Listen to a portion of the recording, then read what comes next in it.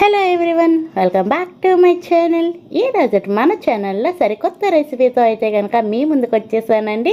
ఎప్పుడు కేఎఫ్సి అంటే చికెన్తోనే కదండి మనం చేసుకుంటూ ఉంటాము. అలా చికెన్తో కాకుండా వెజిటేరియన్స్కి అయితే కనుక ఇలా బంగాళదుంపలతో చేసి చూడండి, భలే రుచిగా ఉంటుంది. మీరైతే వీడియో ఫుల్గా చూసేయండి, ఎక్కడ స్కిప్ చేయకుండా. ఇక రెసిపీ అయితే స్టార్ట్ చేసుకుందామండి. ఇక నేనైతే ఒక 3 బంగాళదుంపలను తీసుకుంటున్నాను.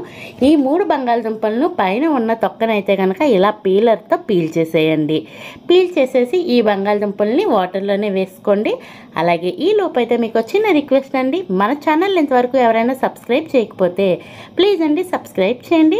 వీడియో నచ్చితే లైక్ చేయండి, మీ ఫ్రెండ్స్ అండ్ ఫ్యామిలీ మెంబర్స్కి షేర్ చేయండి. అలాగే ఈ లోపైతే కనుక నేను ఇవి మొత్తాన్ని పీల్ చేసేసుకున్నానండి. పీల్ చేసేసుకొని ఇవి సైన పెట్టేసుకోండి. నెక్స్ట్ అయితే ఒక బౌల్ తీసుకొని కూలింగ్ వాటర్ అండి, కూల్ వాటర్ ఉంటే కనుక కూల్ వాటర్ తీసుకొని అవి ఒక బౌల్లో వేసేయండి. వేసుకొని ఒక పొటాటోని, ఒక బంగాళదుంపని తీసుకొని నేను వీడియోలో చూపించిన విధంగా ఇలా కట్ చేసుకోండి పీసెస్గా. మీకు సన్నగా కావాలంటే సన్నగా కట్ చేసుకోవచ్చు, లేదు అంటే ఈ విధంగా కట్ చేసుకోండి. ఇలా కట్ చేసుకున్న పీసెస్ని అయితే కనుక మనం కూల్ వాటర్ని ఆల్రెడీ ఒక బౌల్లో వేసుకున్నాం కదండి, ఆ బౌల్లో అయితే కనుక ఈ పీసెస్ని అన్నింటినీ వేసుకోండి. అన్నింటినీ ఇదే విధంగా కట్ చేసి పెట్టేసుకున్నాను. నెక్స్ట్ అయితే ఇంకో బౌల్ తీసుకొని అందులో 1 కప్పు వరకు మైదా పిండి, అలాగే ఒక 2 స్పూన్ల వరకు కార్న్ఫ్లోర్ని వేసుకోండి. అలాగే టేస్ట్కి తగ్గ సాల్ట్ వేసుకోండి.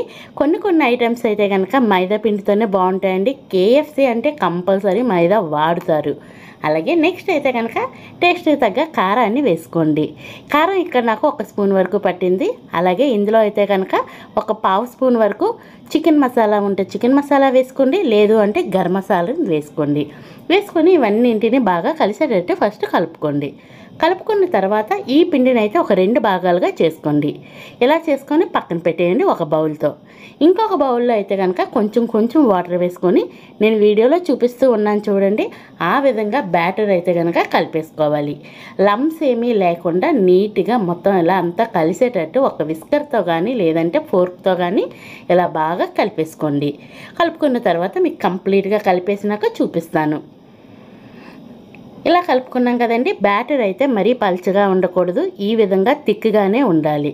ఈ బ్యాటర్లో ముందుగా మనం ఐస్ వాటర్లో ఉంచి ఉన్నాం కదండి బంగాళదుంపల్ని, ఆ బంగాళదుంపల ముక్కల్ని అయితే కనుక వాటర్ ఏమీ లేకుండా ఈ బ్యాటర్లో వేసేయండి. వేసేసి ఈ బ్యాటర్ మొత్తం ఈ ముక్కలకి బాగా పట్టేటట్టు కలుపుకోండి. బ్యాటర్ కాస్త చిక్కగా ఉంటేనే మనకి ఆ పై లేయర్ అనేది క్రిస్పీగా వస్తుందండి. బ్యాటర్ అయితే మరీ పల్చగా చేసుకోకండి. ఇలా మొత్తం కలుపుకున్న తర్వాత స్పైసీగా కావాలి అనుకుంటే ఇంకా ఇందులోనైతే కనుక 1 స్పూన్ వరకు కారాన్ని వేసుకోండి. కారం వేసుకొని ఈ కారం మొత్తం అంతా బాగా కలిసేటట్టు కలుపుకోండి.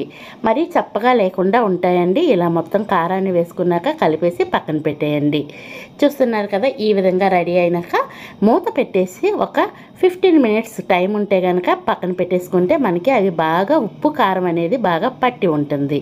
నెక్స్ట్ అయితే కనుక మనం పక్కన ఫ్లోర్ పెట్టుకున్నాం కదండి, ఒక హాఫ్ అయితే ఒక బౌల్లో వేసుకున్నాము. ఆ బౌల్లో అయితే కనుక ఇలా మ్యారినేషన్ చేసి పెట్టుకున్న బంగాళదుంపలను వేసేసి ఇలా మొత్తం ప్రెస్ చేసి దులిపేసుకుంటే మనకి కేఎఫ్సి స్ట్రక్చర్ అనేది వచ్చేస్తుంది. అలాగే అన్నింటినీ అంటే ఒక వాయికి సరిపడా రెడీ చేసుకొని, అలాగే ఈలోపు అయితే డీప్ ఫ్రైకి ఆయిల్ పెట్టేసుకొని ఆయిల్ బాగా వేడైనాక మీడియం ఫ్లేమ్లో పెట్టుకొని వీటిని అయితే 1 బై 1 వేసేసుకోండి. ఇలా వేసుకొని మొత్తం కాసేపు అయిన తర్వాత అటు ఇటు తిప్పుతూ మంచి గోల్డెన్ కలర్ వచ్చేంత వరకు ఫ్రై చేసుకోవాలి. వీడియోలో చూపిస్తూ ఉన్నాను చూడండి, అటు ఇటు తిప్పుతూ మంచి కలర్ వచ్చేంత వరకు ఫ్రై చేసుకోండి. హై ఫ్లేమ్లో అయితే అస్సలు ఫ్రై చేయొద్దు, లో టు మీడియం ఫ్లేమ్లో ఫ్రై చేసుకోండి. ఆయిల్ ఇలా ఎందుకు కలర్ చేంజ్ అయింది అంటే కాస్త పిండి ఉంటుంది కదండి, అందువల్ల కలర్ అయితే చేంజ్ అయిందంటే. ఇలా ఈ మంచి కలర్ వచ్చినాక వీటిని అయితే కనుక సర్వ్ చేసుకోవడం అండి. సూపర్ టేస్టీగా ఉంది.